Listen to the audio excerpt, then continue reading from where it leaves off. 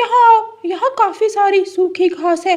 यहाँ से घोंसला बनाने के लिए घास आसानी से इकट्ठी हो जाएगी। हाँ, मैं कुछ लकड़ियाँ भी इकट्ठी कर लेती हूँ। तोता और तोती घोंसला बनाने का सामान इकट्ठा कर रहे थे कि एक चिड़िया वहाँ आ जाती है। उसके सर पर लकड़ियों की गठरी और बगल में एक छोटा सा बच्चा था। तोते और तोती, मेरा नाम रानो चिड़िया है।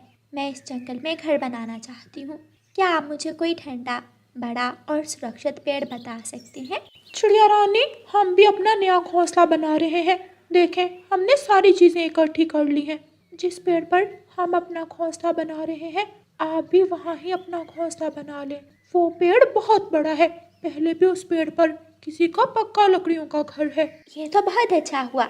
हम सब एक साथ मिलकर रहेंगे और मुसीबत में हम एक दूसरे की मदद भी कर सकेंगे। तोता और तोती रानो चिड़िया को साथ लेकर वापस उसी पेड़ के पास पहुंच जाते हैं। एक डाल पर तोते अपना तिनकों का